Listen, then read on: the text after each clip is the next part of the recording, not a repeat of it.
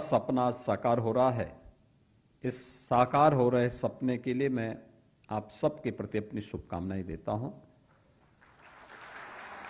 मैं धन्यवाद देता हूं अधीनस्थ सेवा चयन आयोग को, जिन्होंने इस पूरी प्रक्रिया को पूरी निष्पक्षता के साथ, पूरी पारदर्शिता के साथ संपन्न किया है और आज आप सबको ये नियुक्ति पत्र वितरण के समारोह के साथ जुड़ने का अवसर प्राप्त हो रहा है। आपने बदलते हुए भारत के बदलते हुए उत्तर प्रदेश को देखा है। 2017 के पहले का उत्तर प्रदेश क्या था, 2017 के बाद का उत्तर प्रदेश क्या है, ये किसी से छुपा हुआ नहीं है। लेकिन ये केवल बदलाव किसी एक क्षेत्र में नहीं हुआ, हर एक क्षेत्र में। और जिस क्षेत्र में उत्तर प्रदेश सरकार ने बेहतरीन प्रदर्शन किया है, उसमें सुरक्षा और कानून का राज हो, ये किसी भी सरकार की प्रायोरिटी होती है। लेकिन बेहतर वित्तीय प्रबंधन और वित्तीय अनुशासन, यह भी उत्तर प्रदेश ने इस दौरान करके दिखाया। अगर वित्तीय प्रबंधन नहीं होता, उल जलूल खर्च होता, बिना किसी बजट के पैसे को रेवड़ियों के भाव बांटने की प्रवृत्ति होती, बिना वित्तीय अनुशासन का पालन करते हुए हम अनावश्यक कर्ज लेकर के उत्तर प्रदेश के लोगों को उस कर्ज के बोझ के नीचे दबाए होते, तो आज उस बीमारू राज्य को, जो बीमारू था 2017 के पहले, जिस उत्तर प्रदेश को कोई 2017 में कोई बैंक, कोई वित्तीय संस्थान कर्ज देने को तैयार नहीं था, उस उत्तर प्रदेश को हम आज भारत का रेवेन्यू सरप्लस प्रदेश नहीं बना पाते, नहीं बना पाते। हमने वित्तीय अनुशासन का पालन भी किया है, बेहतर वित्तीय प्रबंधन का काम भी किया है, और इसके लिए वित्त विभाग की टीम, स्थानीय लेखा और पंचायत लेखा से जुड़े हुए जो परीक्षक हैं, वह भी वित्त विभाग की इस टीम का एक इंटरनल पार्ट होने के नाते उन्होंने उस वित्तीय प्रबंधन को बनाने का प्रयास किया, और उसी का परिणाम है कि हम लोगों ने उत्तर प्रदेश की अर्थव्यवस्था को 3 गुना करने में सफलता प्राप्त की, प्रति व्यक्ति आय को 3 गुना करने में सफलता प्राप्त की, उत्तर प्रदेश के बजट को उत्तर प्रदेश के आकार के अनुरूप 3 गुना करने में सफलता प्राप्त की, और आज परिणाम है। मुझे याद है 2017 में हमारी नई नई सरकार आई थी। सरकार आने के बाद खजाने में पैसा नहीं था। हमें ढेर सारी चुनाव के दौरान जो बातें कही गई थी, उनको आगे बढ़ाना था। मैं भौचक था कि कोई भी बैंक का चेयरमैन या सीएमडी मेरा फोन उठाने को तैयार नहीं था। यानी उत्तर प्रदेश को कर्जा नहीं देना है, क्योंकि उत्तर प्रदेश की छवि 2017 में ऐसी नहीं थी कि उत्तर प्रदेश को लोग कर्जा दे सकें। मैं परेशान था, कैसे चलेगा इतनी बड़ी आबादी का राज्य। और उस समय जब हम लोगों ने फिर कार्य करना प्रारंभ किया, मैंने उसी समय तय किया था कि भाई बैंक से पैसा नहीं लेंगे, किसी वित्तीय संस्थान के सामने नहीं जाएंगे, अपने रिसोर्सेस बढ़ाएंगे, वित्तीय अनुशासन को ठीक करेंगे, बेहतर वित्तीय प्रबंधन का उदाहरण प्रस्तुत करेंगे। परिणाम क्या है? आज उत्तर प्रदेश सरकार कोई बड़ा प्रोजेक्ट लेके आती है। आपने देखा होगा अभी गंगा एक्सप्रेसवे, जो देश का सबसे बड़ा एक्सप्रेसवे, लगभग 600 किलोमीटर लंबा है। जब गंगा एक्सप्रेसवे को हम बना रहे थे तब भी हम लोग बैंक के पास नहीं गए कि हमें कर्जा चाहिए। याद करिए, गंगा एक्सप्रेसवे में कुल 36,000 करोड़ रुपए से अधिक पैसा लगा है, और लगा ही नहीं है, इसके अलावा उसमें 9 इंडस्ट्रियल एंड लॉजिस्टिक हब अलग से विकसित हो रहे हैं। उसके लिए भी लगभग 7,000 एकड़ लैंड अतिरिक्त ली गई है। कुल मिलाकर के अगर आप देखेंगे तो इस पूरे एक्सप्रेस वे पर 42,000 करोड़ रुपए से अधिक खर्च हुए हैं, एक्सप्रेस वे के साथ साथ इंडस्ट्रियल क्लस्टर और लॉजिस्टिक हब के निर्माण के लिए। लेकिन बैंकर्स लाइन लगाए खड़े थे कि साहब हम पैसा देना चाहते हैं, हम पैसा देना चाहते हैं, आप हमारा पैसा लगाइए, हमारा पैसा लगाइए। हमने कहा उत्तर प्रदेश बदल चुका है। अब उत्तर प्रदेश बदल चुका है। हम अब रेवेन्यू सरप्लस स्टेट हैं। लगातार कर्ज जो पिछली सरकारों ने लिया था, उस कर्ज को हम नीचे करने में सफल हुए हैं, और उत्तर प्रदेश की अर्थव्यवस्था को हम काफी आगे बढ़ा चुके हैं। अब देश के टॉप 3 अर्थव्यवस्था में कोई नाम आता है तो यूपी का नाम आता है। पहले बॉटम 3 में यूपी का नाम आता था। अब उत्तर प्रदेश में हर व्यक्ति निवेश करना चाहता है, हर वित्तीय संस्था ने आना चाहता है। याद करिए कितनी बड़ी भूमिका आपकी है। अगर यह वित्तीय प्रबंधन और वित्तीय अनुशासन नहीं होता, हम कुछ नहीं कर सकते थे। मनमानापन होता, लूट मची होती, हर व्यक्ति तबाह रहता, सुविधाएं लोगों को नहीं मिलती, बिजली नहीं मिलती, चलने के लिए सड़कें नहीं मिलती।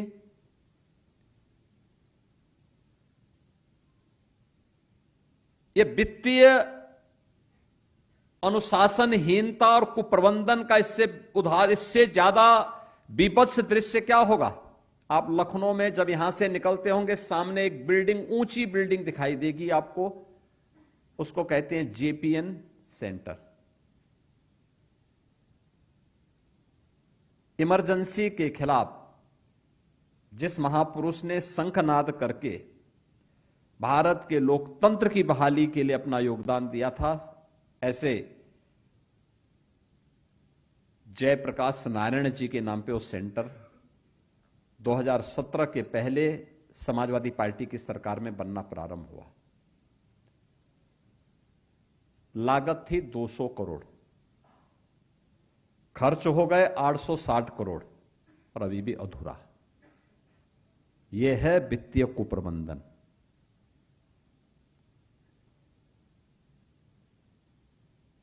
पैसा किसी व्यक्ति और सरकार का नहीं, पैसा है राज्य की जनता का। लेकिन सरकार किस तरीके से दुरुपयोग करती है,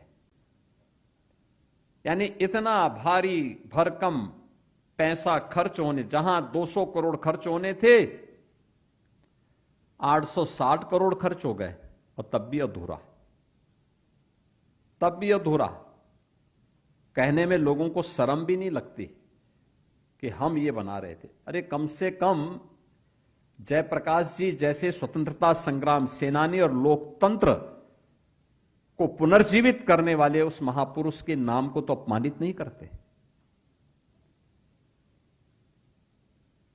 लेकिन यह दृश्य प्रदेश की राजधानी लखनऊ में,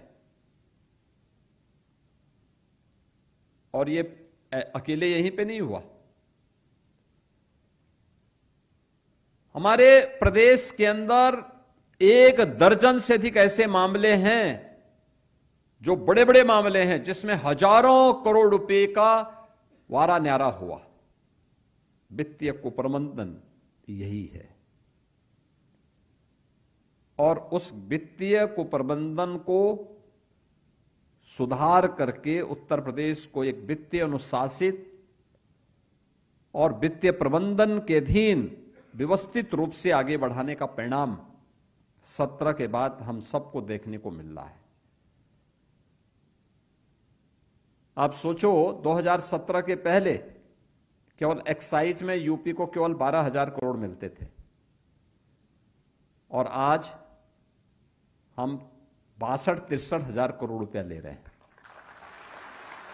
जो लीकेजेज होते थे ना, ऐसा नहीं कि वो लीकेजेज केवल लीकेजेज थे, और लीकेजेज में बहुत सारे लोगों के शेयर रहे होंगे, नेताओं कर रहा होगा, सरकार के कुछ लोगों के द्वारा डकैती डाली जा रही थी, जो पैसा प्रदेश के विकास में खर्च होना चाहिए था, कैसे लूट मचाई हुई थे।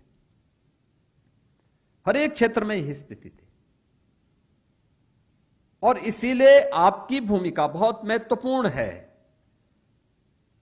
सहकारी समिति के अधीन स्थानीय स्तर पर स्थानीय लेखा, जितने भी हमारी नगर पालिका है, नगर निगम है, उनका कितना पैसा जा रहा है, उनकी इनकम क्या है, कैसे वो अपनी इनकम को बढ़ा सकते हैं, इसमें वित्तीय प्रबंधन कैसे रख सकते हैं, क्योंकि ये वित्तीय प्रबंधन उन्हें आत्मनिर्भरता की ओर लेके जाएगी। आत्मनिर्भरता की पहली शर्त है कि उसको स्वयं वित्तीय अनुशासित होना पड़ेगा, बेहतरीन वित्तीय प्रबंधन करना पड़ेगा। अगर यह उनके पास गुण नहीं है तो कितना भी पैसा आएगा, उसका फ्लो अगर बाहर की तरफ होगा तो हालत खराब होनी है। ऐसे ही पंचायती राज संस्थाएं, आप याद करिए, ये सब हमारी नींव है। प्रधानमंत्री जी के द्वारा विजन दिया गया है देश को 2047, भारत के यानी 140 करोड़ भारतीयों के सपने का भारत, मतलब विकसित भारत, आत्मनिर्भर भारत,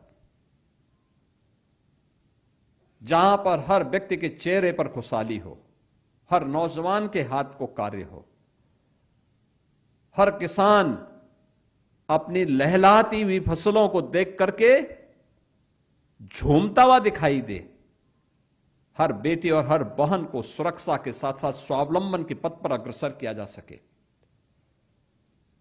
हर कारीगर अपनी कारीगरी पर गौरव की अनुभूति कर सके। ऐसा भारत, उस भारत के निर्माण की दिशा में शुरुआत कहां से होनी है? सबसे छोटी इकाई से, ग्राम पंचायत। हमारी नगर निकाय, नगर पंचायत है, नगर पालिका है, नगर निगम है, क्षेत्र पंचायत है, जिला पंचायत है। हम विकसित उत्तर प्रदेश की बात करें और अपने गांवों की बात न करें, नगर की बात न करें, ये सपना पूरा नहीं हो पाएगा।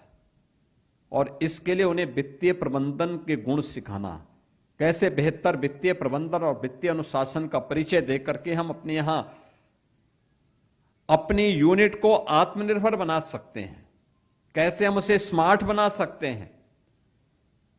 ये इंटरनल ऑडिट के रूप में आपकी एक बड़ी भूमिका वहां पर हो सकती है। कभी कभी ऑडिटर जो होते हैं ना, वो कभी कभी स्वयं भी मनमाना करने लगते हैं, उससे बचना, सही को सही, गलत को गलत, और उनको सही सुझाव भी देना, क्या उनको करना है, कैसे कर सकते हैं, आय और व्यय में संतुलन कैसे बनाए रखा जा सकता है। ये सभी बातों को बेहतर तरीके से अगर आप बता पाएंगे तो नींव हमारी मजबूत होगी, और विकसित भारत और आत्मनिर्भर भारत की नींव मजबूत होगी तो विकसित उत्तर प्रदेश की संकल्पना को आगे बढ़ाने में कोई समस्या नहीं। और यह कार्य आपका है, यही दायित्व है, इसी की आपको ट्रेनिंग मिलनी है। आपने देखा होगा ये 500 जो लेखा परीक्षक चयनित हुए हैं, आप में से एक भी व्यक्ति ने किसी ने भी सिफारिश नहीं की होगी, किसी ने भी नहीं। मैं मंच पे जो दो लोग शाहजहांपुर के थे उनको इसलिए बोल रहा था क्योंकि वित्त मंत्री उन्हीं के क्षेत्र के थे, लेकिन वित्त मंत्री को भी नहीं पता होगा कि हमारे शाहजहांपुर के किसी व्यक्ति का चयन हो रहा है, क्योंकि वो उतना गोपनीय होता है, किसी को नहीं पता होता है। पूरी प्रक्रिया इतनी गोपनीय होती है कि मुझे भी नहीं पता होता है, वित्त मंत्री को भी नहीं पता होता है, एडिशनल चीफ सेक्रेटरी वित्त को भी नहीं पता होता है। पूरी प्रक्रिया इतनी गोपनीय तरीके से, ट्रांसपेरेंट और पारदर्शी तरीके से संपन्न की जाती है। आप सब 500 लोग यहां बैठे हैं। अधीनस्थ सेवा चयन आयोग ने जिन्होंने इस पूरी प्रक्रिया को संपन्न किया, उसके चेयरमैन यहां बैठे हैं। आप में से कोई जानता भी नहीं होगा कि ये चेयरमैन है, और उनके नेतृत्व में इस पूरी प्रक्रिया को उसी के तहत वो किया गया, संपन्न किया गया, और परिणाम है आज आपको नियुक्ति पत्र वितरित हो रहे हैं। क्या जितने भी अभ्यर्थी रहे होंगे, जो भी एप्लीकेंट रहे होंगे, उन सबको लगा कि हां प्रक्रिया बहुत पारदर्शी है। जब प्रक्रिया पारदर्शी है तो किसी को कंप्लेंट करने की आवश्यकता भी नहीं पड़ी। जब किसी को कंप्लेंट करने की आवश्यकता नहीं पड़ी तो न्यायालय को स्टे करने का भी आवश्यकता नहीं पड़ी। 17 के पहले ऐसा नहीं था। देखिए 17 के पहले होता क्या था, कोई परीक्षा होनी है, वो कोई भी हो, नीट के नाम पर जो उस समय की यहां पे मेडिकल की परीक्षा, मेडिकल इंट्रेंस की होती थी, इंजीनियरिंग कॉलेजेस में होती थी, या किसी भी अन्य कोई भी नियुक्ति से जुड़े हुए अधीनस्थ सेवा चयन आयोग का हो, उत्तर प्रदेश लोक सेवा आयोग का हो। उत्तर प्रदेश में माध्यमिक शिक्षा चयन आयोग, उच्चतर शिक्षा चयन आयोग या पुलिस भर्ती की कोई भी परीक्षा होती थी, सबसे पहला तो काम क्या होता था, पेपर बनते समय ही वो लीक हो जाता था। जो बचा रहता था वह चाचा भतीजे की जोड़ी पूरी कर देती थी। कोई गुंजाइश छोड़ते नहीं थे, हर एक जगह से कुछ ना कुछ सोची जाती थी, और बाकी जो कुछ बचता था तो भाई चेयरमैन तो सबके बॉस हो गए, तो उस पूरा की पूरी वो कहता था कि अगर फलानी जगह से इतनी सूची आई तो उसका 10 गुना मैं भी कर लेता हूं। होता क्या था, 50 सीट होती थी, वो पता लगा कि 75 लोगों को भर्ती कर दे रहे हैं। अब फिर वो भी एक नया विवाद, फिर कोर्ट को स्टे करना होता था। सफर कौन करता था? यूपी का नौजवान सफर करता था, यूपी का नौजवान। आज आपने देखा होगा इस परीक्षा में हर जाति, हर क्षेत्र, हर संप्रदाय, हर मजहब से जुड़े हुए लोग यहां चयनित होकर के आए। हमारे तो गोरखपुर का भी एक सरदार नौजवान ऑडिट बना है, गोरखपुर का है। लखनऊ की एक बेटी का चयन हुआ है, वो मुस्लिम है।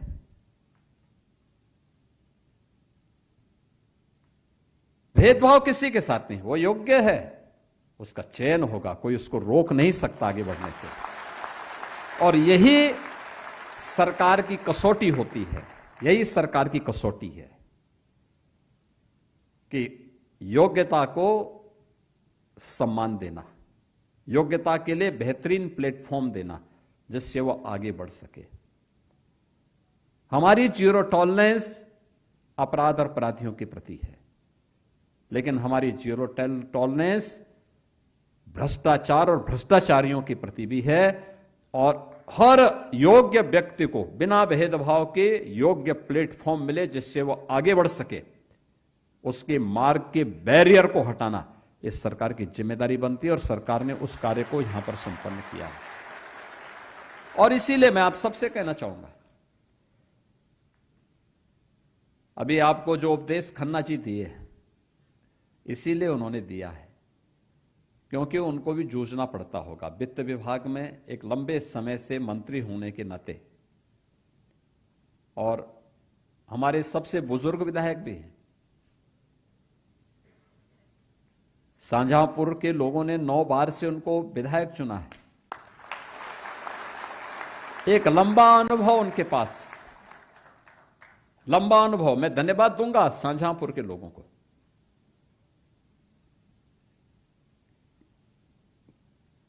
क्योंकि उनके इस अनुभव का लाभ शाहजहांपुर को मिलता है और उनकी सक्रियता।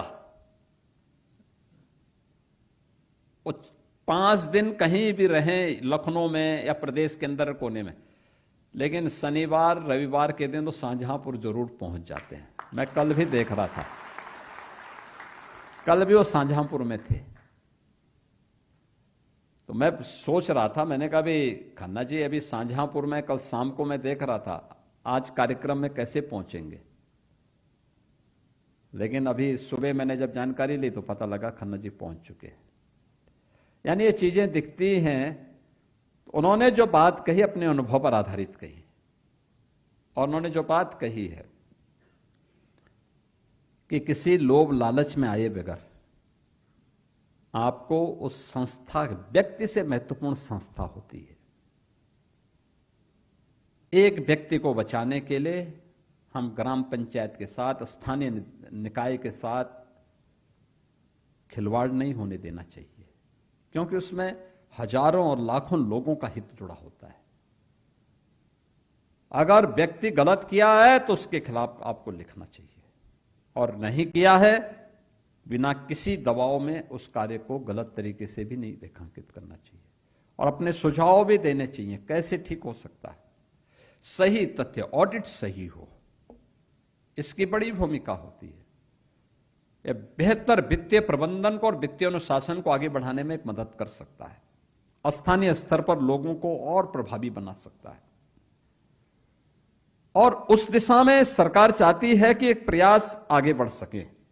मुझे प्रसन्नता है इस पूरे मामले में कि सहकारी समिति और पंचायती लेखा परीक्षा में जो 371 अभ्यर्थियों का चयन हुआ, उनमें 78 महिलाएं हैं,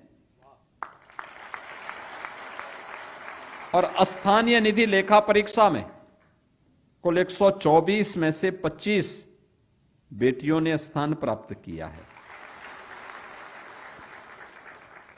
ये चीजें बढ़ती हैं कि अब उस सेक्टर में भी अच्छा रुझान बेटियों के लिए है, और उन्होंने उस स्थान को वहां बनाया है।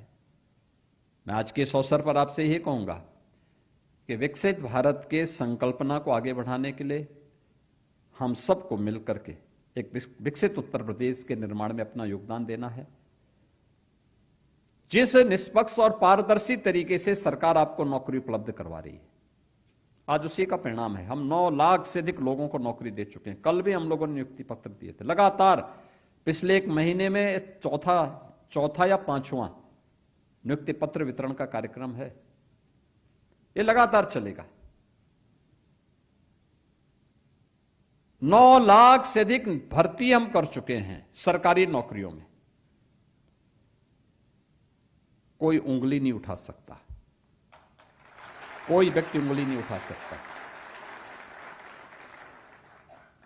सरकार की नीतियों के कारण आज एमएसएमई सेक्टर में 3 करोड़ लोग रोजगार प्राप्त कर रहे हैं।